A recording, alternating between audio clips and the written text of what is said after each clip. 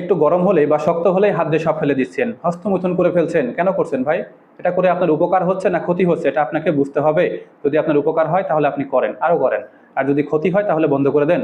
কারণ যারা আগে হস্তমৈথুন করে করে পরবর্তীতে বিবাহ করছে, দেখেন তাদের অবস্থাটা কেমন।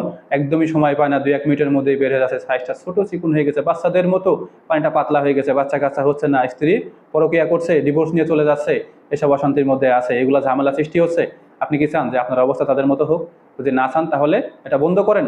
আমার অনেক রুগী আছে ফোন দিয়ে বলে, স্যার আমার বাবা মা বিয়ে ঠিক করেছে, কিন্তু আমি তো এই অবস্থায় তো বিয়ে করতে পারতেছি না, আমার সাইজটা তো একদম ছোট হয়ে গেছে, বাচ্চাদের মতো, একদমই সময় দিতে পারবো না, আমার স্ত্রী তো থাকবে না, চলে যাবে।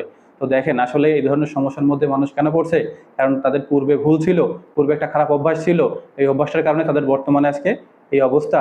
তাই আপনি যদি এটা করে থাকেন, এটা আপনাকে বুঝতে হবে, অবশ্যই এটা ক্ষতি, আপনি বন্ধ করে দিন। এবং সঠিক ওষুধ আছে, এগুলো ওষুধ সংগ্রহ করুন, আমার সাথে যোগাযোগ করবেন। অনেক ভালো ভালো ওষুধ রয়েছে, এগুলো সংগ্রহ করুন, এগুলো খেলে আপনার সমস্যা ভালো হয়ে যাবে। সকলে ভালো থাকুন। আসসালামু আলাইকুম রহমতুল্লাহ।